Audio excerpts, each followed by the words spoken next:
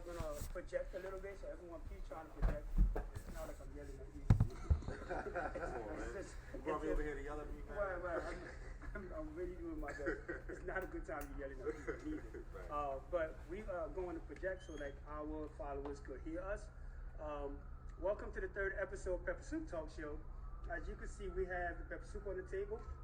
This pepper soup was actually made by Aziz, King of Jollof, and our special guest here. Aki, will you do the honor to introduce our special guest? So we got with us today a really individual. Yes. He's a man of many talents. We know him as an entrepreneur. Some people know him as a Krav Maga. Krav Maga. You might see him on social media pouncing on some people. But we're excited to talk to him today about Elivade. He's the co-founder and director of community of Elivade. He's also director of the Connect Philadelphia. And he has things that he's even working on now outside of that. So, welcome to the show, Senzwa. Senzwa. Thank you, fellas.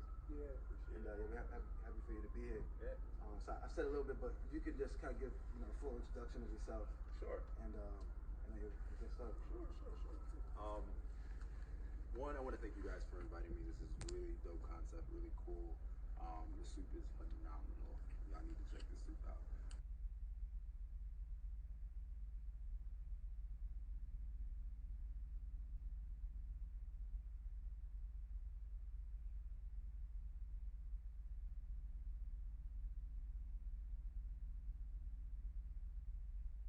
Is a career advancement platform and career community for Black and Brown professionals and students of color. Black and Brown professionals and students. Sorry, that was redundant. Essentially, what we do is we try to bridge these racial achievement gap and bridge these knowledge gaps by providing our members, our users, with access to peers, mentors, and employers. So if you're looking for a contact in Accenture, right, and you're a student, we have people on the platform, Amazon, Google, et cetera, et cetera. If you're looking to connect with other entrepreneurs, if you're looking really to accelerate your career and narrow the focus of your career trajectory, we're here for you. We really found out that mentorship is the quickest way to really accelerate where you're trying to go. Mentorship for me personally literally got me here. I had talents, but I was shooting in the dark, and I had someone, shout out to Sulman Rahman, who really just sat me down, took me under his wing, and I worked for him for quite a good, amount of years. And he taught me the game, and with that, I was able to, create things and continue to create things on my own. So, we're trying to give that to everyone with Elivade. So we have, programs in which we do like one-on-one mentoring calls for people who are, just trying to figure out, what does it look like being a Black prosecutor or something, right? You can get on the phone with someone, we can match you with someone like that. Really making sure that we're just as prepared as these other cultural groups, you have white people, you have, Asian people, et cetera, who have a little bit more of a connection. We're trying to make sure that we have that same connection so we can accelerate our careers as well. So it's Elivade's main mission. So I do that. Also, kind of auxiliary to that, the Connect. The Connect is kind of an in-person version in which we do kind of events for Black and Brown. It was created by Miss Heather Cotter and then ran by Miss Alexandria, and then it was passed on to me. And it's pretty much like a meetup for kind of millennials of color, professionals in the city, entrepreneurs, et cetera, to really share. Again, it's community building, right? Sharing, understanding, making sure that we're all prepared and keeping each other sharp. So I have a wonderful board with who works with me. Shout out to Stefan, Obiola, Chelsea, and Harry, all trying to craft, what it actually looks like during the pandemic and going forward, etc. So I do that, and then I'm working on another company which we'll talk about pretty soon. And then what else? Oh, the Krav stuff. Yeah. So I also teach self-defense. It's called Krav Maga. It's like Israeli military combat, considered the most effective self-defense system. Kind of goes in line with everything else I do. I have an organizing principle. Essentially, my life goal is to activate other people's potentials. So I do that in a range of things, from a physical way to a way in which I connect people to resources. So with Krav Maga, I've taught cohorts of both men and women. I like to focus more on women because they're more of a target, but both in here and in South Africa. How to combat, sexual assault, rape, etc., etc. I think that's it. So we got a bunch of a bunch of random stuff going on. Before we get into it, can everybody hear what Senz's saying and hear our conversation right now? Just to make sure the sound is loud enough. Some people did say they can't. They're having trouble hearing. So give us a feedback around sound, because we really want to make sure that you're able to hear us. Senzwa was saying a lot of great stuff right now, and we're gonna continue to dive deeper into some of the stuff that he's saying. Again, you are part of this conversation, so make sure you ask questions. They can't hear us. They can't hear us? Okay, so it might be, could we move the hands? It might be the hands thing. I think if you could hold it like that. Can you hear me now? If you're able to hear me now, let me know. Is the volume better? It said volume is low. Is volume better? Is the volume better? Is it better? Can you hear me? No. So it sounds like we just got to project. Okay, we just have to project a little bit. Yeah, all right. I think we could see if we could project the sound over here a little bit. Okay. All right. So thank you for working with us with the sound. I said a bit better. Okay. Oh, it's better right now. I think this is where we got to hold it from here, from the side. Okay, great. Thank you so much for the feedback again. Keep talking to us so we could continue to serve you better. So Sen said a couple of different organizations and endeavors. So maybe just starting with Elivade. Sure. It's a networking platform, a community platform. So once someone goes on to Elivade, how do they engage with it? Sure. What does that look like? So our onboarding process includes a questionnaire. Let me know if you guys can hear me. Yeah, much better. So, Cool. Our onboarding process includes like a questionnaire. It has to do with mentorship. So it's like, what kind of help are you looking for? Is it access to you want an introduction? Do you want to meet for coffee? Do you want to? It's very granular. And then also, what kind of help are you willing to give? Right. So with that in mind, then you can connect with people based off of their needs, specific needs. But then you also connect with people in specific industries, or who work in specific companies, etc. So when you go onto the platform, there's a feed. You can engage with the feed, and everyone has the same feed, so everyone can see what's going on. And then we have different functionality. So we have you can browse a directory. You can literally go in and say you're looking for like a UX designer. Just type in UX. And everybody who we have a LinkedIn API, so it pulls all your information from LinkedIn, and it populates it. So if you put like UX designer on your LinkedIn profile, you're in that category now. So you can go type in the directory and you can find that and you can message them. And they're all Black and Latinx across the country. Right, so it's like we always talk about like building this Wakanda. Like what does that actually look like? It's very intentional about serving Black and Latinx professionals and students. And then we also have like programs, like I said, the one-on-one mentoring programs, events. Recently we had an event with Isabel Malo, who's a former VP of Panama. She spoke to our membership and our user base. And certain things like that. We have, events for students, programs for students. We have ambassador programs that allow them to get engaged and kind of spread the word, etc. So yeah, there's a bunch of different ways that you can engage, but all centered around the platform itself. And then once once you get on the platform, you're just wow, people do everything. Like everything, you know, you got black geologists on there. Like, I ain't know black people study rocks.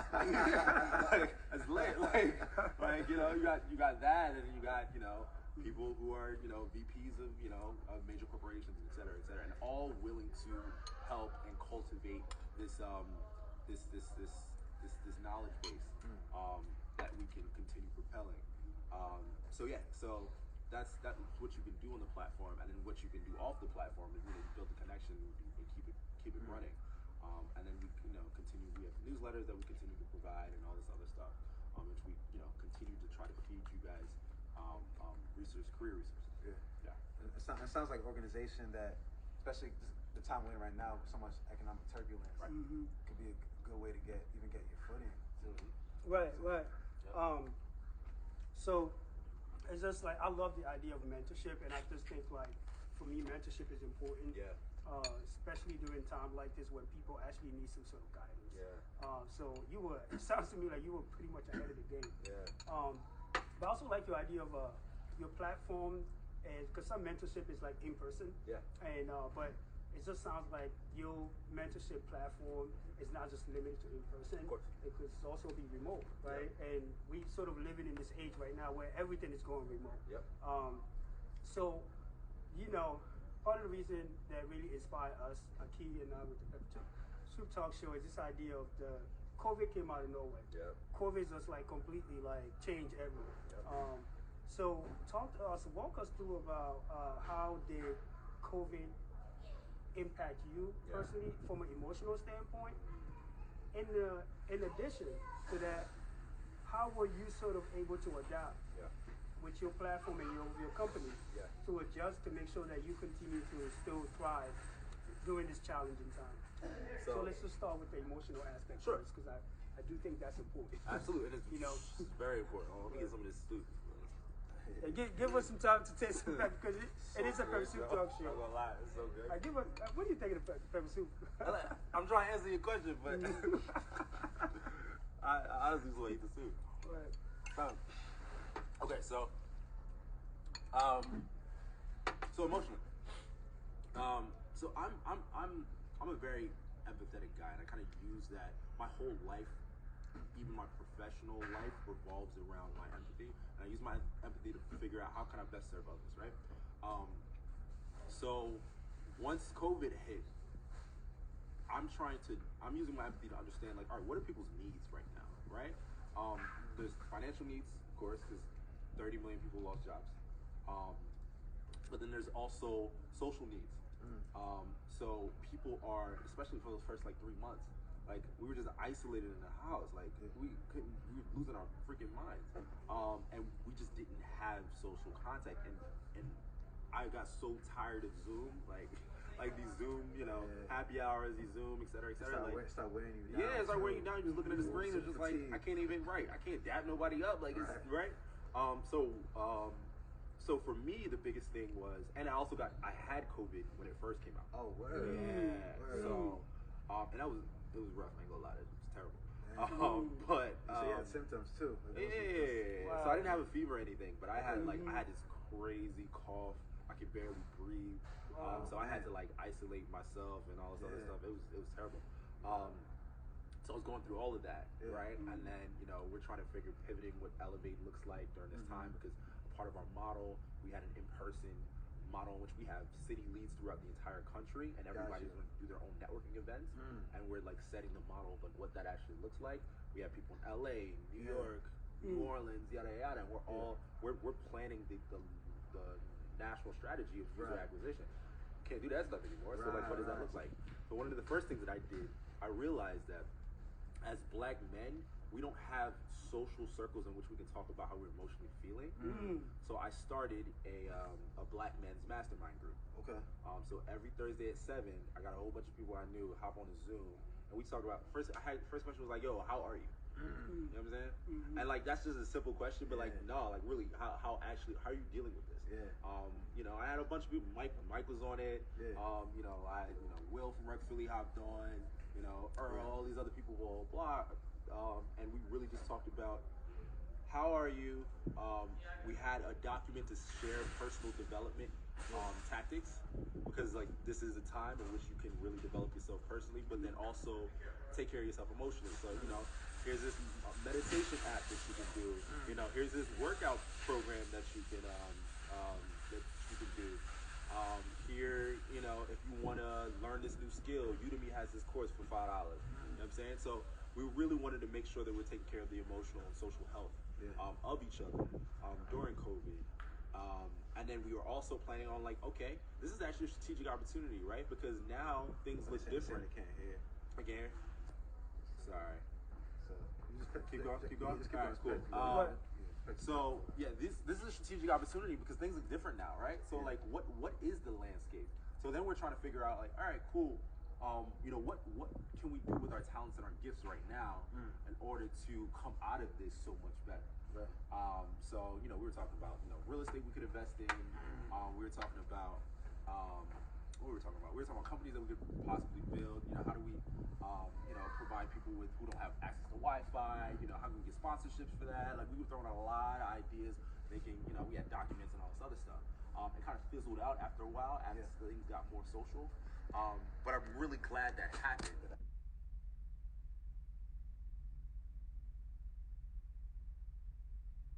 Pass somebody by and ask how are you? A lot of times people aren't even waiting to hear how you really are, just saying it. It's just to say it, and so the fact that to be intentional about making sure people are good and how they can move forward given the circumstances. That's powerful. Yeah. I mean, how are you is really it's such a normative question that people just get off an answer because it's just people actually don't want to know how you actually are. You're supposed to say you're okay. Dog, I actually want to know how you are. You know what I'm saying? Because I'm struggling too. Everybody's struggling. Somebody's mama is sick, somebody's blah blah blah. There's there's a lot going on. So how can we ground ourselves as Black men again? You feel me? And I just think what's so powerful about what you're saying is this idea of you being a Black man, Senzwa. And I think as a Black man, one thing that we struggle with, this idea of vulnerability, especially from an emotional standpoint, because the narrative is usually when we raise boys, you're a man, don't cry, you know what I mean? So this idea that if you're a man and you're expressing your emotion, that's sort of make it look like you sort of being weak. But, and I love the fact that you have created a platform that really focus a lot on this, the social emotional development of being a human being, especially being a Black man, and as an adult, because this is something we're supposed to learn when we're young, So what is so powerful about what you said so far is this idea of you just coming out and being vulnerable. So thank you for being vulnerable with us, letting us know you actually experienced COVID, and at first that was just one thing. I think I'll just be honest with you, personal level. I was very dubious about to what extent is this real? Is this not? But once you start to really find out people closer to you actually got it, that's when the reality will kick in. So but thank you for sharing that with us. And I'll just turn into our keys just to see if you have next question. Also, we can also pause right here and see if anyone has questions. Any comments, questions so far? So I mean, so we talked a little bit about Elivade, right? And we know that you're part of other organizations, but we're interested in knowing how did you get started with Elivade? Sure. And what was the early journey of that for you? Sure. So started Elivade with so 2 years ago now, with a great guy, Mr. Leon Mishkas. So he was at Wharton, and creating this idea, and I had this idea separately. Never met this guy. He put out a call for a campus ambassador manager thing, and someone who went to Penn hit me up yo, this would be actually a really good role for you. And I was looking for other projects and stuff that I was doing. I was all right, well, check it out. And I sat down with him, and we had a long conversation, and I was I am 1,000% on board with this. There's the team has changed throughout the years, but so it was me, Leon, then me, Leon P, Lee, then me, Leon P, Lee, Justin. Then we brought on this powerhouse of an individual, Miss Adisa Rodriguez, who is our current CEO now, and is running Elivade like a monster. She is one of my favorite people. She doesn't know this. That's fine. But she, yeah. So that's our co-founding group, and yeah. Over the last 2 years, it started as kind of like a Wharton project, and grown into a very a viable company, and we.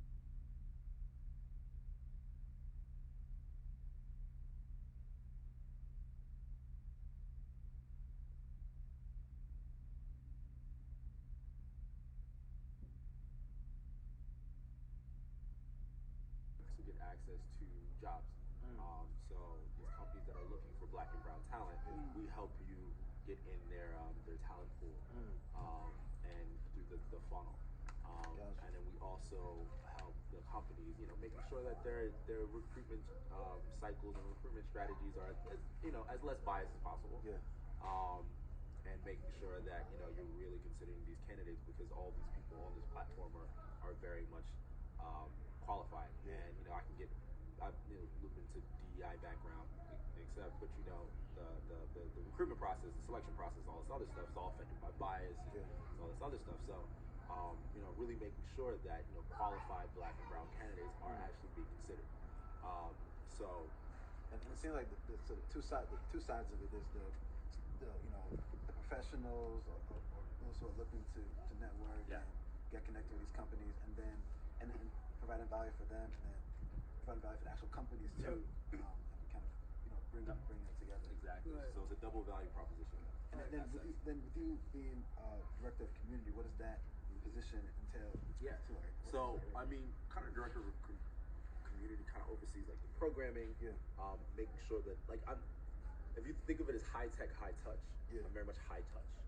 So I'm making sure that like if you really want to connect with someone, because you might be an introvert on the platform, and really don't want to reach out. You can reach out to me, and I'll make that connection for you, right? I'm kind of in the center of what are the people's needs, and always iterating. Okay, what are the needs now during this COVID? Is it the same needs that they had before? What programs are people looking for? So like even when Black Lives Matter kind of picked back up during all the the riots and all this other stuff, those were specific needs there. Certain programming is needed there. Certain foundations and stuff people wanted to donate to, et cetera, et cetera. So really making sure that I'm in touch with the people, and then providing services and facilitation there, and then also just looking at more like business development. Like, okay, we can partner with these guys. We can partner with these guys. Because I really love the model of kind of like a communal value proposition model. We're all trying to get Black and brown people to the same place. We don't need to be competing with each other, because that's a whole capitalistic mindset that us as African people, we don't like. The village need to go somewhere together, and we need to take that and bring that to whatever we do. And so that's why I love call me up, yada yada, we gonna make it happen. Because we all have the same mission, and we can all get money anyway. You know what I'm saying? We all get money together, and we have fun when we get money together. So why do I have to feel like I'm in competition with anybody else? Right. So, go ahead. I just like this idea of this collective mindset, right? Collective effort. So you touch a little bit about the death of George Floyd led to explosive protests across the country, across the nation, across the world. So did you get a lot of companies reaching out to you to see how they could sort of be more inclusive and sort of step in to address this racist tension or racism in general, how they could be part of the solution instead of being part of the problem? So talk to us a little bit about that. Do you get more outreach from these companies, or you didn't see any change? So it was definitely massive change. It was like white people just realized racism was a thing. They're like, oh my God, black people are, y'all been going through this the whole time? Like, yeah, like this ain't new. So because of that, now, well, unfortunately, a lot of this stuff sometimes is performative, right? So a lot of these companies kind of reach out just like, oh, I need to make a slogan, but now that's the thing to do. You know what I'm saying? Yeah. Cool. I still take your money, but you still got, but you still got to treat black people and brown people well. Yeah. You feel me? Like that's reflecting the culture. Exactly. Like don't like if you gonna perform, cool, but we're gonna teach you how to do this well. Right. But then you also have genuine individuals, genuine allies who are like, you know, I'm really concerned, like, teach me the best ways and how to serve, et cetera, et cetera. So yeah, there was massive. Everybody who's in DEI space is overbooked right now. Everybody.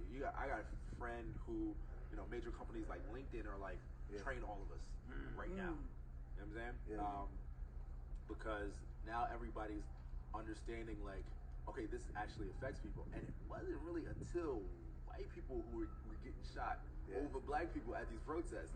Then they were just like, oh, this is crazy. Oh, police are really wild. Like, so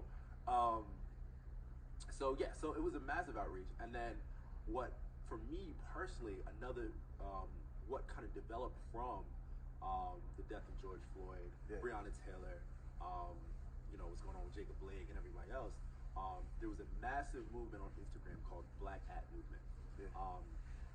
And essentially it was these students and alumni from these prestigious predominantly white institutions calling out these schools for racism that they experienced while they were there. So it was Black At, you know, Masterman, and Black At, So me, being the natural shit starter that I am, I went to Germantown Friends School, so I created a Black At GFS. And GFS is it's considered the best private school in the state. And so GFS, it's a Germantown Friends School. That's in Germantown. Well, Westfield, It's in North Philly. North Philly, So yeah, so like uptown is what they call it. So I created Black at GFS, and essentially me and a good friend of mine, Jalisa Munjin, and what happened was I started. Shout out to Jalisa. That's Penn family right there. Yeah. So Jalisa went to GFS with me. Okay. Yeah. So I've known Jalisa since we was like 13. Yeah. That's my dog. Yeah. Shout out to Jalisa. What's up, JJ? Thank you. So, go ahead. Yeah. So what happened was, so we started posting stories of what people would submit about their times of racism there. So all these schools are shook now because all these schools, their bottom line is based off their perception, right? The perception that they're super progressive, the perception that they're, you know, that the kids are served well both physically and psychologically there. I was showing them that they weren't, and then from that, I ended up becoming like the community psychologist because everybody was in my DMs like, yo, I'm really struggling with this trauma. You brought back so many things that I forgot about, and like people were crying in my DM. Like they were typing like, I'm crying while I'm writing this right now. I'm like, woo, it's a lot, right? So it blew up very quickly. Social media therapy. Right, literally. I was like, oh, I do not have a degree in this. Like I can listen to you. I can say I'm sorry, but you know, like don't listen to anything I say. So with that, started, you know, collaborating with other Black At accounts. You know, we were all coaching each other, et cetera, et cetera. Huge movement started. Like it was me versus like the administration trying to get themselves together. I'm teaching them based off of what people were telling me. You know, you need to serve Black and brown people this way. You need to have a racial reporting system. You need to have, you know, diverse board. You need to have diversity in senior level leadership. You need to have, you know, African American history courses, et cetera, because people don't understand the context of why things are happening, et cetera, et cetera. So I'm you know, doing all this. Putting all this together, I was like, you know what? There's an opportunity here. And the opportunity is we need a new norm of transparency and accountability. And what the new norm looks like. So what I'm creating right now is a platform called Edclusion. And essentially what Edclusion is, it's essentially like Rate My Professor or Glassdoor, but for diversity metrics for predominantly white institutions. So if you're a Black or brown student or a parent and you want to know which schools handle racism better, you can go on, you can find all these stories based off of your identity, and then you can also find ratings, diversity ratings, how the people who went there, the people who go there now, how they consider their institution, how they handle diversity crises, et cetera, et cetera. So it really gives you an in-depth psychological understanding of how you will be treated at that institution, which basically is the main determinant factor of where you're supposed to go. You know, so for and that's even just to cut you off, but like, you know, when I think about even just being black in America, right? Like you might talk sometimes about the social determinants of health and like your environment and like challenges you might deal with like socioeconomically. But even when you are someone like, you know, I mean, you may go to private school, but like not be a well-to-do background, but like even if you are, there are certain traumas and issues you just deal with from being in certain institutions. And like to being able to, you know, say, okay, I'm gonna go to school A or school B and know how you're gonna be treated in that school. And because like as a child, you don't know, like you just go into your school, but like for like parents to be informed and they know like, okay, my daughter is gonna be safe here, or my son's gonna be safe here. Because I know I can say like I got like family or friends who like I know have been like really affected from, you know, just the experience growing up, and even if they might have been from like a privileged background, but they're like weren't privileged in a lot of ways, like just based on their experience. You know, so yeah, absolutely. And I've talked to a lot of people, and it's like, you know, people who have money to send their kids to these schools. They're like, all right, well, I'm going to spend this $30 grand a year anyway. Which school am I going to send it to? Like, if, you know, my child gets called the N-word, which school is going to stand up for my child, as opposed to which school is going to brush it under the rug, right? And that's the school I'm going to send it to. So now I'm providing this transparency to everybody. And even, you know, white parents also want to hear about this too, because they want their kids to be progressive. They want their kids to live in a globalized world. And you can't necessarily do that if you're in a silo of white privilege. So it's really providing, you know, knowledge and insight that's going to help everybody. And, you know, and this is just at the independent school level, high schools. Well, I'm not even talking about colleges, because that's what we're going to expand to, right? Once we get to colleges, it's going to be long money. But again, it's also going to serve a really good purpose in which we're like, okay, you know, where can I go in order to learn what I need to learn and be as safe as possible? And that's really the idea behind it. So look out, Edclusion on the way. Edclusion. And if someone wants to learn more about Edclusion, or even, I know it's still early phase, but also Elivade. Elivade, but then even like you mentioned Black at GFS, like if people want to check that out. So Black at GFS is literally Black at GFS on Instagram. Elivade is Elivade Career, Elivade career. Edclusion's Instagram is up, but I ain't posting anything yet, so just talk to me personally about it. And they can find you at Senzwa. So it's my name, SENZWA on Instagram. You know, same thing pretty much everywhere. So cool. It's great. Let's give Senzwa a little bit of moment for him to continue to enjoy the pepper soup.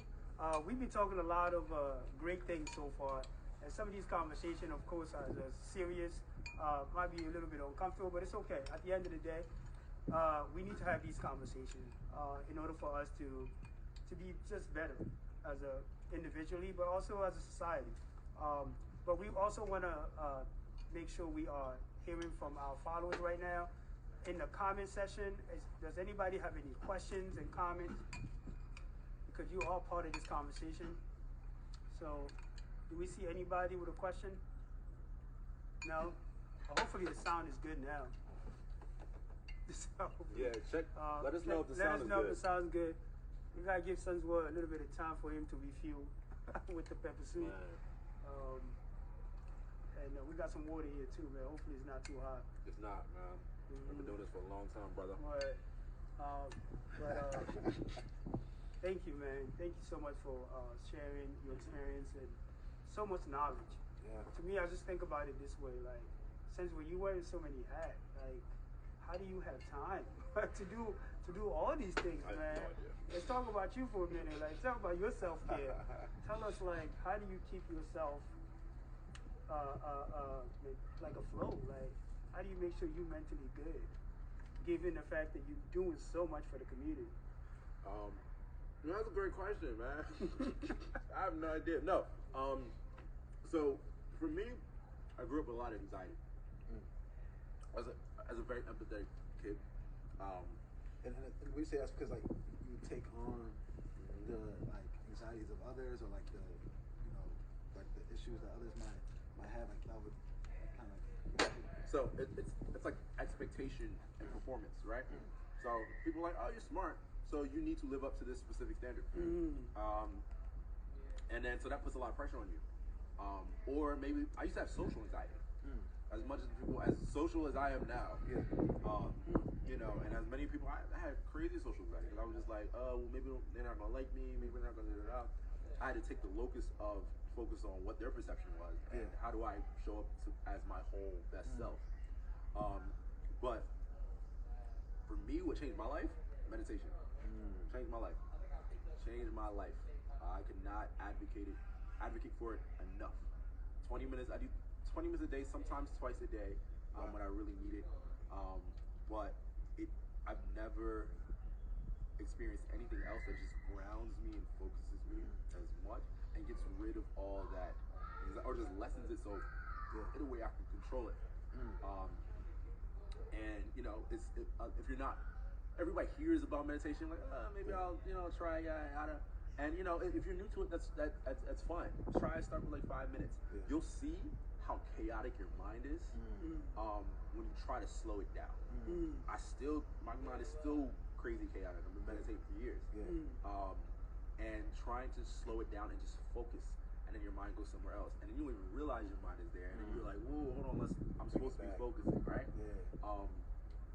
And then you were like, wait, I've been doing this in my life all the time? You know what I'm saying? Like, you're just like a squirrel, like, going after whatever impulse here, if it's emotional, if it's sexual, if it's aesthetic, if it's yada, yada. And you're just like, yo, like, where's my self-control? Where's my self-discipline, right? So meditation has helped me so much. And then, like, entrepreneurs would do, like, weird stuff. So, like, I take cold showers sometimes to focus myself. Just like a cold shower thing, which, boosts the immune system, circulation, but it also helps you really focus. Get into the day. And get to, like, getting really, like, you think you were cheating when you hop out of the shower to a cold shower? Like, you're like, well, I took a cold shower, like, ain't nothing else getting messed with me today, right?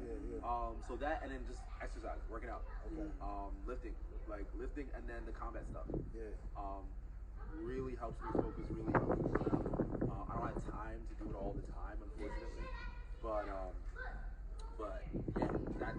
that's kind of my routine. I think it's good to have, like, it sounds like you're intentional about the ways that you practice self-care. And I know, like, in meditation, that's something that I know has changed a lot of people's lives. It's changed my life too. I started meditating a couple years ago too. And what do you use for meditation? Like, do you kind of because the other thing too about it, because like you're saying, like with meditation, sometimes people feel like, oh, it's got to be like a very specific way, or people say like, I'm not good at it, but it's not even like really right. It's not about that. But it can even be like, like if you're feeling anxious, you just decide to stop for 5 minutes and just and just reset. Just reset. Like it could be as simple as that. So, but for you, like, what do you when you meditate? What do you do? So everybody, this country is very goal oriented, not process oriented, right? Let me pause for a second. That was very powerful, man. That was powerful. We've been talking for a while now, but that right there sums up everything. But elaborate, please. So, I appreciate it. So, essentially, meditation is a process, a lifelong process. With everything else, learning, working out, don't think about reaching a destination. Think about really submerging yourself in the process. You know what I'm saying? So that's what it is. So it's like, oh, if I'm not good at it, you're not supposed to be good at it. You ain't never did it before. Like, that don't make no sense. Like, if you go to the weight room and you try to lift the weight your first day, you're like, oh, I'm not that strong. Yes, because you ain't been working on it. You know what I'm saying? But you will get better if you continue to do it. So it's not about your talent. It's not about your ability. It's about your willingness to continue doing the same thing over and over and over. And it's crazy because like when you take that into your life, because like you said, people are most people tend to be like more goal oriented versus process oriented. But you find that when you start, and I've seen this in my own life, when you start focusing more on the process, just in general, than the goals in your life, you start seeing like you make progress on your goals faster. So and the things, your goals might change. And that's COVID too, might you come can happen and fuck all your goals up, right? So you got to realize on your own process, like, okay, what type of human being am I to get things done that whatever my goals are, I can make sure I achieve them. Right. So it's not focusing on, I got to do this so I can post this on the gram, so people know that, you know, I reached this goal. Like, nah. What are those small qualities that you got to look for every single day in order for you to get from point A to point B? That's the most important thing to focus on. Right. And now you, because now you're going into like about how do you find joy?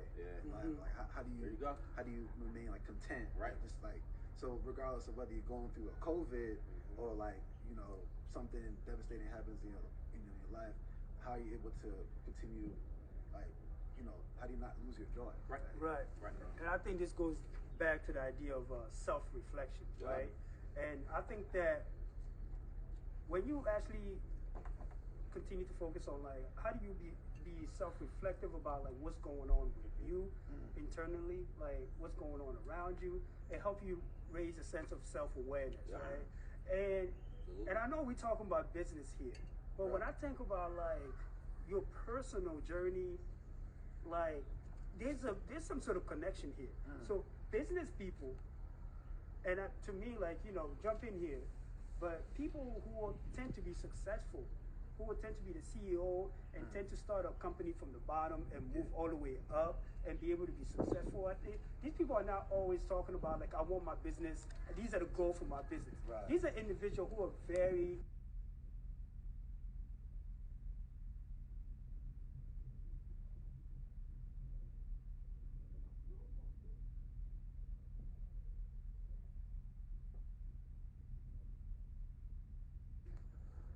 companies are almost like organisms, right? They interact with the world, you get feedback, they change, etc. If you're running a company, if you're doing anything with a project, your energy that you bring is going to determine how the organism grows. So I'll bring it back to and it's directly related. It's not like one thing, this other thing. It is completely directly related. So I'll bring it back to. So I practice something called Stoicism, and it's a philosophical concept about how to, you know, be the best possible version of yourself. So it has a lot of discipline. It has a lot about understanding the things that you can and cannot control in your life. So focusing on you and not focusing on the external world. You know, preparing yourself for negative life events that are going to happen. So that when they do happen, that you can continue focusing. So one of the progenitors of Stoicism is a guy named Marcus Aurelius, and he was a Roman emperor back in the day. And during the day, he was fighting war, and at night, he was writing down his philosophy. And he was like, yo, I gotta realize that I'm the most powerful man in the world right now. And the thing is, if my character isn't right, it is going to bleed into every single thing I do. My empire is going to fall. You know what I'm saying? If I start yelling at my advisors, and then I might breed distrust within my advisors, and you know, there might be a coup or some stuff. If I mismanage this because my emotional turmoil is all over the place, I might lose a kingdom. You know what I'm saying? It's the same thing what you do with your business, and the same thing what you do every single day. If you don't bring your character to your business, then it's your business is going to reflect your character. So like even like when I showed up today, and you were like, yo, you were right on time.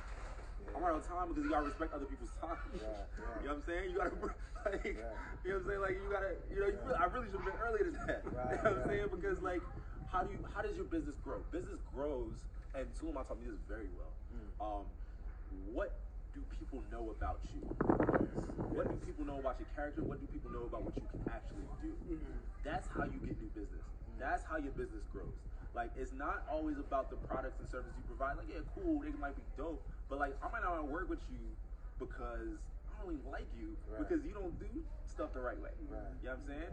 So the reason why I have access to opportunities because people like my character. You know what I'm saying? Like I take care of people. I show out for people. Yada yada. And you know, a lot of those small things go into that, building that character so that you can serve others. So it is directly linked. Like you could not get, if nobody wants to work with you, you're not getting no new business. And nobody's gonna want to work with you if you're a trash human being. And if you're a trash human being, you probably have, you know, emotional instability. You know, you blame everybody for something, yada yada. So it all starts there and it continues to grow. But if you don't have that vision, then you won't have a vision for your business. So it is all interconnected, and that's why people don't understand the small, the soft skills as opposed to the hard skills. They just want to see dollars. Dollars is going to start with character. You know what I'm saying? That's a lot of jewelry. He's dropping a lot of jewelry. Dropping dollars right now, man. Shit, bro. This is why we do this, right? I'm also amazed by how much knowledge that you could gain from conversation. You know, sometimes people think that I need to Google stuff, I need to read a book. Sometimes just talk to people. You know, talk to people around you, talk to friends, talk to family members. We're able to connect with Senzwa today because we know him personally. But I'll be honest with you, bro, I'm learning so much about you today that I didn't really know before. So, I appreciate it. I'm able to see you in a much bigger light. But this is why we need to sometimes sit down at a table like this, just like we used to do back in the day. Sit at a table and talk like families. Have a real honest conversation, right? So we're so appreciative of you being here today. We hope those people who are following us, they're able to also gain a lot from you. You know, we got a little bit of time right now, Key, so we could just say, just close us out with, give us some, you drop a lot of knowledge today. I need to come back to this later. And so I forget my mind. This is a recording, right? Yeah. Okay. Yeah. But give us some advice. So think about if your 10-year-old self, depict yourself right now, your 10-year-old self right now. Even 10 years ago. 10 years ago, or any young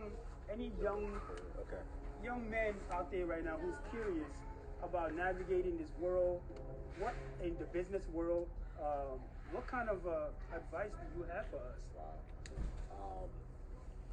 That's heavy.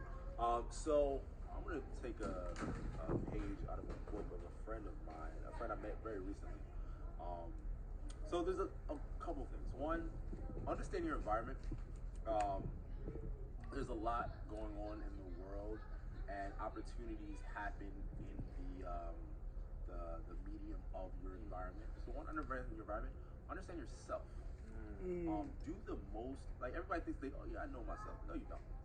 Because there's things in the world that's going to trigger you. I'll be honest with you. People who actually often say that they know themselves, they're the people who actually don't know themselves. They don't know themselves at all. So be quiet and listen. Right. You have no idea who the hell you are. Because you be out in the street, something happen, and you get triggered. And you be like, yo, that's crazy. I'm like, yo, that was not a big deal. No, that was a huge, like, what? I'm like, yo, dog, we can talk. Like, you want to talk later? Like, I got this psychologist on speed dial. Like, you wild, right?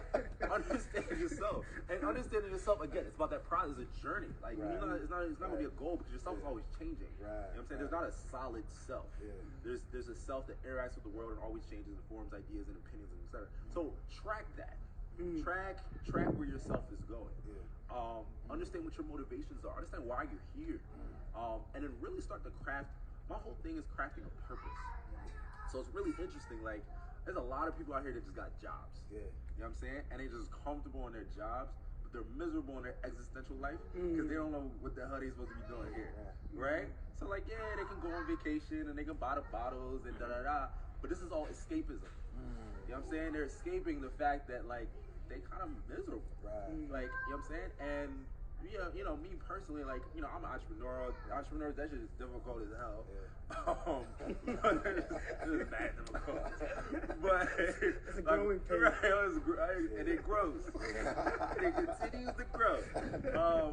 But I feel so purposeful. That's why I be happy. Like, I like the work that I actually do. I get to activate other people. This and even if the money doesn't come immediately, even if the money doesn't come as consistently as you want it to come, my main value in life it's going to be the money. I'm gonna get a lot of money, but at the same time, it's really what impact are you making in other people's lives. That's my motivating factor. It might not be other people's motivating factor, but that's mine. And once I realized and identified that, then I was just like, okay, I can actually do what I need to do to get my ducks in a row to make that stuff start to happen, right? So understand your environment, understand yourself, be kind to yourself. You gotta be kind to yourself once you start understanding yourself, because you gotta understand how crazy you actually are. I mean, everybody's crazy. Like we just, we all do crazy things that we don't understand why we doing this stuff, yada yada. So you gotta start being kind to yourself. And be like, I realized I did that. Like, I'm really wilding, but I'm a human, right? So try to get better, but still be kind to yourself, and then also be kind to others, because everybody else is going through that same thing. So give people the same grace that you give yourself. So I think we're gonna end with that. We're gonna end with that. That's the thing. The theme that I'm here is like understanding, understanding the environment, understand yourself, and be kind. And it's like something that I said before. It's like how your relationship with yourself like impacts your relationship with others. So when you learn to be kind to yourself, you like naturally also end up being kind to others. Right. So, but I also just want to say like Senzwa, like, because in the very beginning you talked about how your empathy, like you've used your empathy to really serve others, and so like this idea that you like really understand like your gifts, and like it's like I see you walking in your purpose. Even just like being here, like we having this conversation with you, like I see you walking in your purpose, and it's very inspiring. And thank you for being on our show. Yeah, thank you. Thank you guys. Senzwa, thank you.